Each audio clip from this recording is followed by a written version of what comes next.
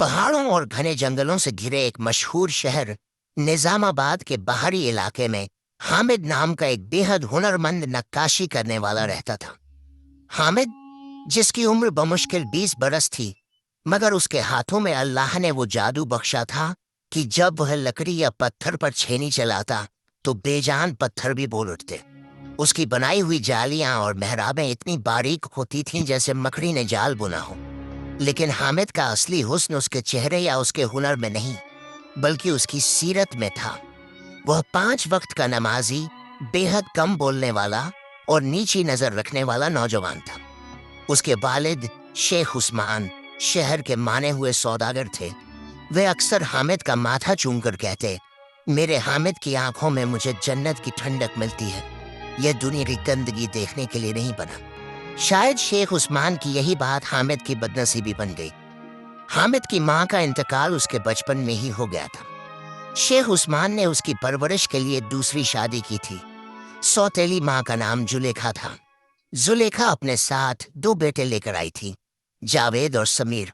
जब तक शेख उस्मान जिंदा थे, जुलेखा और उसके बेटों ने अपने चेहरों पर शराफत का नकाब ओढ़े रखा। मगर जैसे ही शेख उस्मान का साया सर से उठा, उस घर की दीवारों का रंग बदल गया। जो घर कल तक गुलशन था, आज वह साजिशों का अड्डा बन गया। शेख उस्मान अपनी सारी जायदाद और तिजोरी की चाबी हामिद के नाम कर गए थे, क्योंकि वे जानते थे कि सौतेले भाई उसे कुछ नहीं देंगे। यह बात जुलेखा के सीने में सांप की तरह लौट रही थी। वह यतीम, वह मनहूस, मेरे बेटों का हक मारेगा। जुलेखा अक्सर रात के अंधेरे में जावेद और समीर से कहती, उसकी सारी ताकत उसकी आंखों और उसके हुनर में है।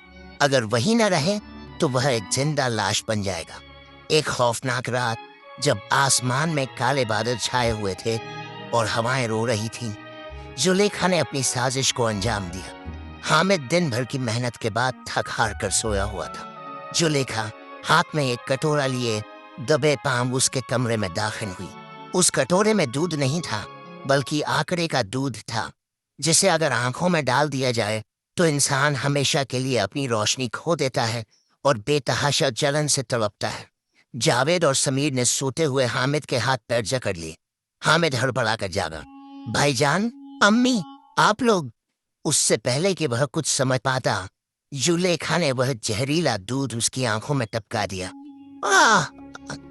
हामिद की चीख से हवेली की दीवारें कांप उठीं। उसे लगा जैसे किसी ने उसकी आंखों में पिघला हुआ सीसा डाल दिया हो। जलन इतनी थी कि रूह जिस्म छोड़ना चाहती थी। अम्मी, मेरी आंखें, मुझे कुछ दिखाई नहीं दे रहा। पानी, खुदा के वास्ते पानी। लेकिन वहां पानी देने वाला कोई न था। वहां सिर्फ शैतानी हंसी थी। जुलेखा ने हामिद के बाल पकड़कर कहा, देख लिया अपनी नक्काशी का अंजाम। अब बना पत्थर की मूर्तें। अब तू सिर्फ एक अंधा भिखारी है और यह हवेली मेरे बेटों की है। उस रात हामिद तड़पता रहा। उसकी आंखों का नूर हमेशा के लिए बुझ गया था। अब उसके लिए दिन और रात एक बराबर थे, सिर्फ गहरा, डरावना अंधेरा। अगली सुबह अंधेरा छंटने से पहले जावेद और समीर ने हामिद को एक बोरी में भरा और गाड़ी में डालकर शहर से बहुत दूर काले जंगल की तरफ ले गए।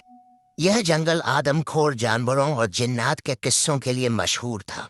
जंगल के बीचों बीच एक वीरान, टूटा फूटा मजार था।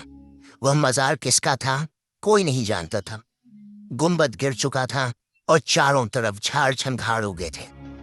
भाइयों ने हामिद को उस वीरान मजार की सीढ़ियों पर फेंक दिया। जावेद ने जाते हुए कहा, यहीं सड़ कर मर जा। अगर किस्मत अच्छी हुई तो कोई जानवर तुझे खा लेगा और तेरा किस्सा खत्म हो जाएगा। वे चले गए।